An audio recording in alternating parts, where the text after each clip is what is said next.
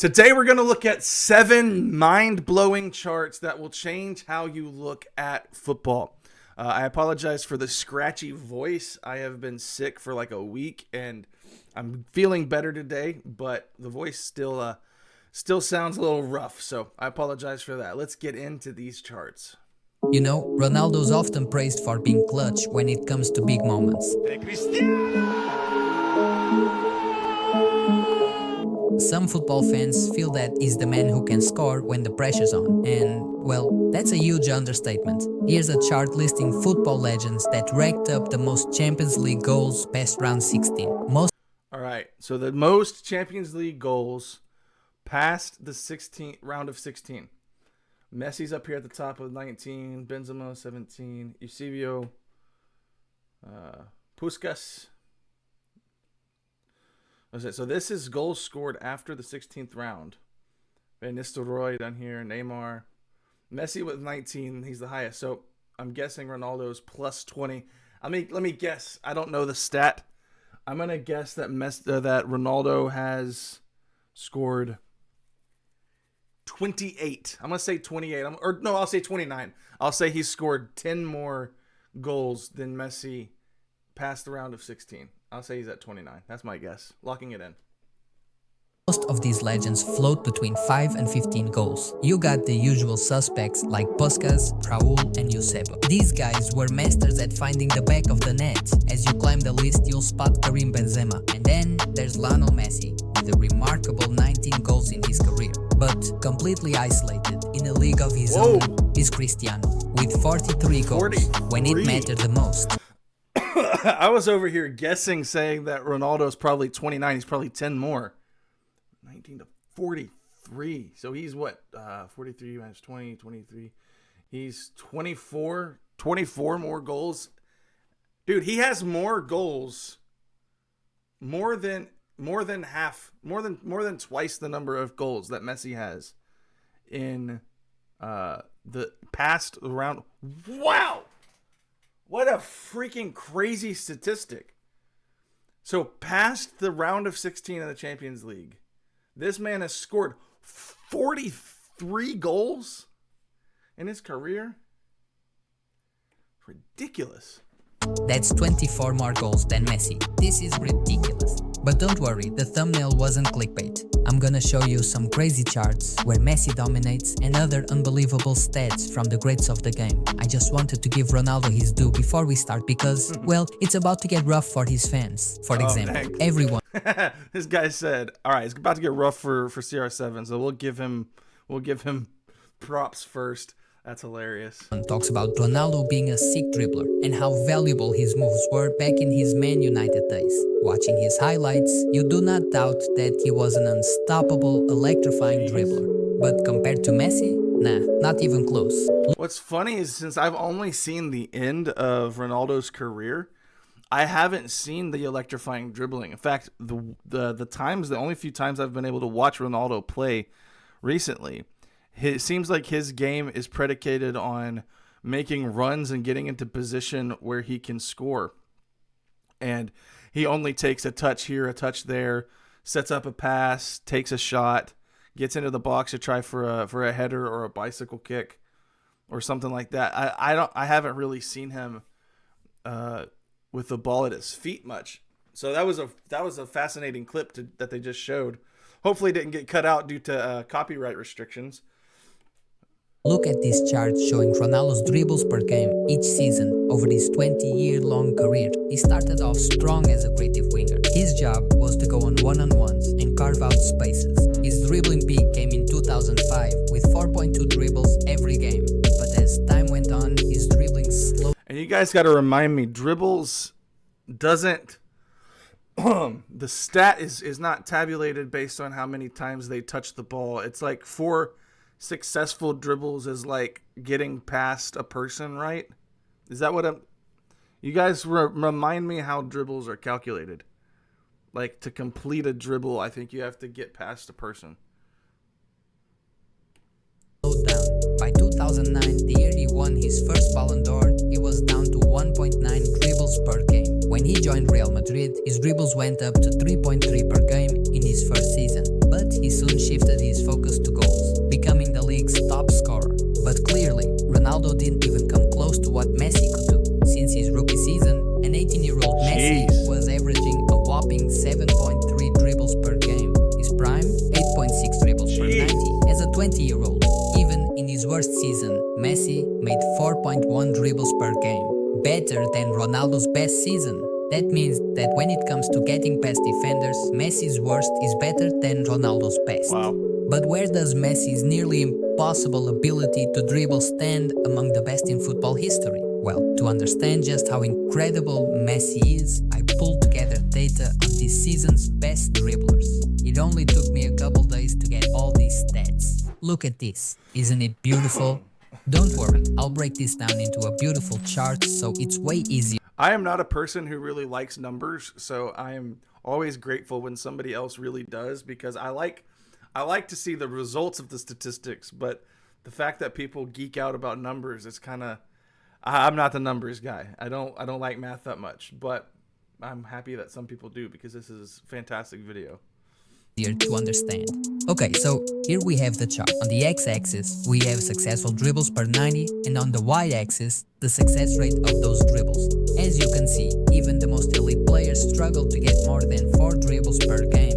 Jeremy Doku leads with 5.3 dribbles each game and a 56% success rate. I mean, he keeps spamming the same move over and over, but it works like a charm. But there are 4 playmakers peaks that blow everyone else out of the Wow, Neymar. 3 of those players are Messi. Jeez, look at Neymar and Messi. Neymar and Hazard. Their best seasons are on another level. Hazard Holy crap. An 82.5% success rate? I've reacted to Hazard. In fact, his player highlights are on my Patreon for $1 a month. I've reacted to a lot of the players. I've reacted to their that's super cheap. $1. That's as cheap as I can make it. I've reacted to their copyright videos, the videos that would get copyrighted on YouTube. I've reacted to those game highlights on my Patreon. If you want to check that out. Once again, I apologize for my recovering from sickness in the middle of this video. 83% success rate on dribbling is ridiculous. 6.1 dribbles a game and 83% success rate. That is insanity to me. Hazard has 6.1 dribbles per 90 at an 82.5% completion rate, which means he'd get past you 4 times out of 5, while Neymar made 7.1 dribbles per game at a 66% success rate. 2 out of 3. Neymar was just football champagne every week, and Messi with an unreal 8.6 dribbles per game at a 68% completion rate. The guy literally dribbled past the entire team. But is any of this a surprise? We all know Messi, Neymar and Hazard are unstoppable generational talents, but there's an unexpected player on this list. The only player who could rival Messi, Neymar and Hazard in dribbles is, surprisingly, Adama Traore, with 6.6 dribbles per game and a 78% success I don't even know this guy. I don't even know who this player is. rate. He was an absolute beast, moving like he belonged in the NFL. Nobody could catch him. He was untouchable. The only thing stopping Traore was his own finishing. You see, dribbling isn't everything. That's why our next chart will break down a player's creativity and show us who the best playmaker in football history is. We'll focus on progressive carries and passes. Progressive carries happen when a player drives the ball forward. It's not just about dribbling, it's about pushing the ball towards the goal with purpose. While progressive passes are those that move the ball into a more dangerous position with a precise pass. Imagine a midfielder making a pass, breaking through the defense lines. This graph essentially shows how much a player helps his team get closer to the goal. In the dribbler zone, you see players like Vinicius, Doku, and Traore. They are relentless, causing constant problems for defenders, but aren't always the best at setting up others. Down here, you have maestros like Kroos, Fabregas, and Rodri. They don't move a lot, but a single pass from them can split any defense wide open and lead to a goal in a heartbeat. The number 10 zone, a mix of carriers and passers, has De Bruyne, Ozil, and Isco. These players are versatile, combining the ability to drive the ball forward with the vision to set up teammates. But only Neymar and Messi reach the genius zone, excelling both in carrying and passing, meaning they're double threat. Crazy. That's 2 times in a row now we've seen Neymar and Messi in the same area on the graph. And yet, in my comment sections on these videos, it's the common critique that that Neymar, while he had the technical ability of an all-time great, that he just never performed as an all-time great. But there he is once again. Him and Messi alone are the best at setting up teammates and dribbling. That like they're able to get past you on a one-on-one, but they're also able to set up their teammates and make the right play. Wow. Dribbling with visionary playmaking makes them players nearly impossible to stop. This is the definition of talent. They're extraordinary players with more playmaking ability than anyone else in football history. Well, maybe not in football history. You see, while deeply researching for this video, I found that some hardcore football fans watched all the World Cup footage and gathered all the data on the most legendary players. I'm talking about Zidane, Eusebio, Pelé, and Maradona, those legends. Comparing those icons to today's players without bias is pretty cool. Of course, these stats have their limitations, such as a small sample of matches to examine, but they're very revealing nonetheless. For example, where do you think Zidane will be on the chart? Zidane's my I'm going to guess Zidane. All right, now, this is coming from 2 years of football knowledge, so don't get at me in the comments. I'm probably wrong on this. I would say that Zidane, he was a great playmaker, good dribbler, though. I would say Zidane's probably in, like, where Ronaldo's at. Maybe, you guys see my cursor? Maybe Zidane's somewhere, like, in this range. Yeah, maybe right around here. favorite midfielder ever. Every move he made was perfect, even that headbutt on Materazzi. But I gotta admit, I'm going off highlights since I didn't really see him play live. So I would have guessed he's up there with Messi and Neymar. But what do the numbers say about how good he really was? Well, as you can see, Zidane's 1998 World I was close. I had him up here. I didn't factor the part. See, this will tell you my terrible knowledge. I didn't factor in the part that Zidane was actually a midfielder. So it makes sense that he would be down here with De Bruyne, with Modric, Iniesta. And the fact that you guys are already flaming me in the comments probably because the guy making the video said he thought he would be up here, but he was actually down here, and I was like, oh, he'll be over here. It's just a guess, people. It's just a guess. I don't know. Cup stands right there with De Bruyne and Pogba's game. It's pretty crazy, but according to these stats, we might be praising Zidane a little too much. Don't get me wrong, the guy was a legend, but the numbers show our perception of his game might be just a bit exaggerated, and numbers don't lie. Pelé. Yeah, numbers don't lie, but also people just have a more common sense, like just eye test. You watch them play, they look dominant, they're successful, and sometimes the stats don't show how successful they look. And that's a big part of it. Eye test is important. I defend it. This 1970 World Cup, close to Isco. Keep in mind that this graph only shows how effective a player is at moving his team closer to scoring. So if you add Isco's playmaking skills to the goal-scoring numbers of Cristiano Ronaldo, well, you get Pelé. How crazy is that? Now, we have another player in the genius zone. Can you guess who is it? Surpassing Neymar and Messi. Maradona. Sorry for all the coughing in this video. Jeez. This is excellent content. Excellent YouTube content. I bet Maradona's over here above Neymar and Messi. Yeah. Maradona's 1986 World Cup performance shows how insane he was. He possessed all the qualities of a phenomenal football player. Skill, strength, stamina, self-confidence, and speed. Maradona was an artist on the field. Basically, he was Messi with an attitude. But there are two more legends you gotta see. I even had to check the stats twice because they were so unbelievable. Most football fans talk about this player's dribbling magic, but what's often overlooked is his insane ability to pass. With 5.4 progressive carries and a record-breaking...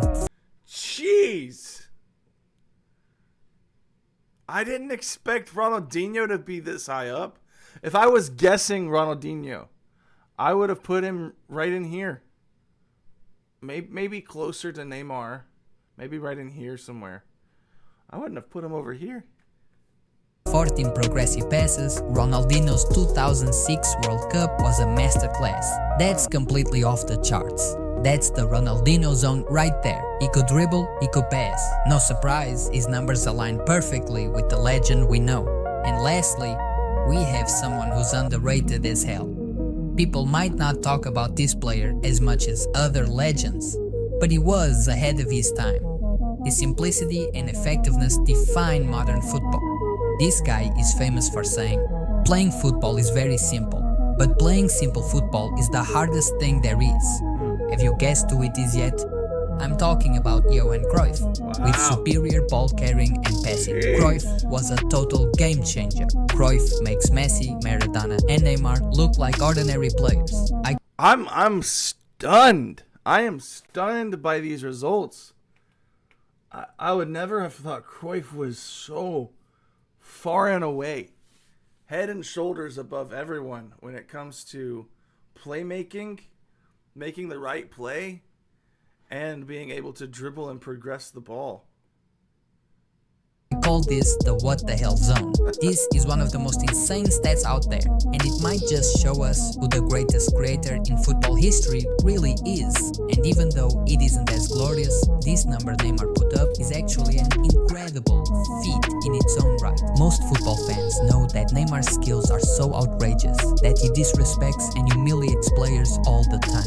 Once, a referee stopped the game because Neymar did a rainbow flick over a random NPC player. The move was so disrespectful, it got him a yellow card. But Yellow card?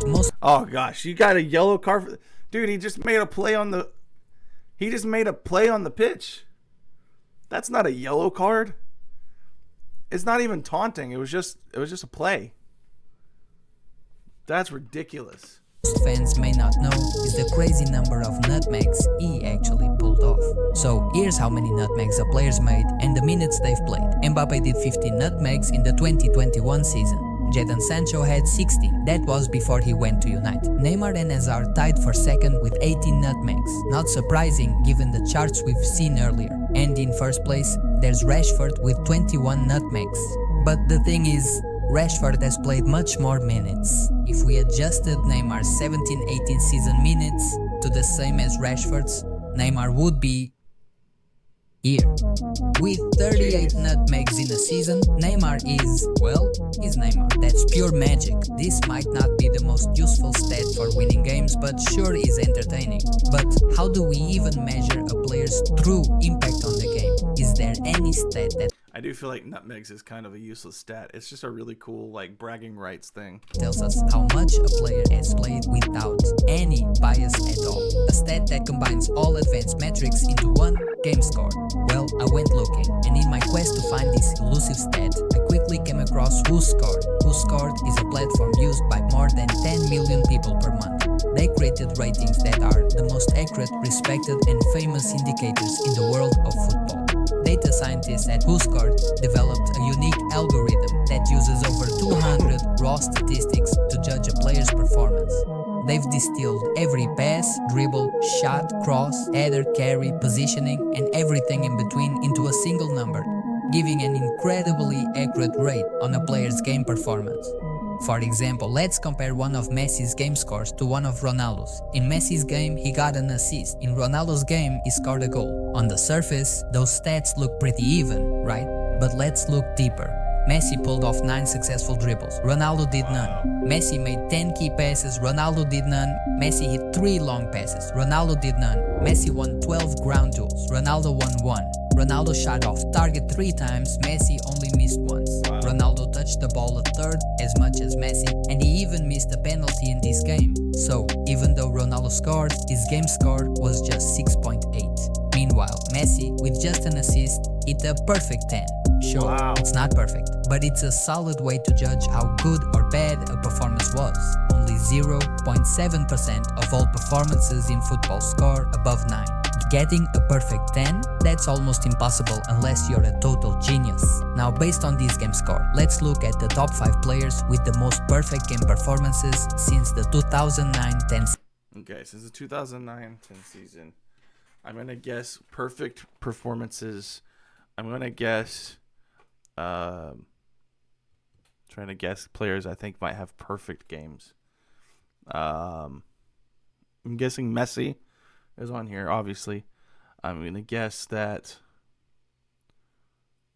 this is a weird one. Maybe Toni Kroos. I'm guessing it's going to be a midfielder. I don't know.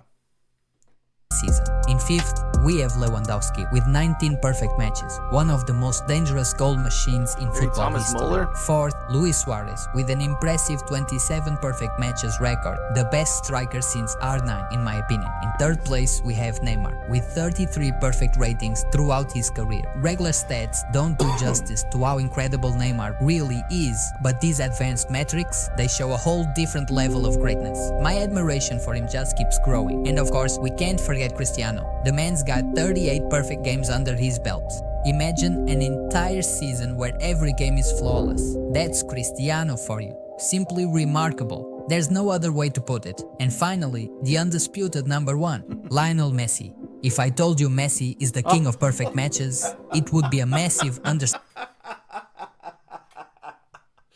120 perfect matches from Messi? That's 90 more, almost 9. That's 82 more than Ronaldo. Statement. Ridiculous. Go check out Footballistics. Go ahead and subscribe to the channel.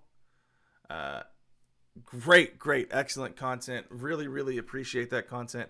And as always, check out my Patreon if you want to see copyright-free videos, things that normally get blocked on YouTube. I'm watching game highlights over there on the $5 tier.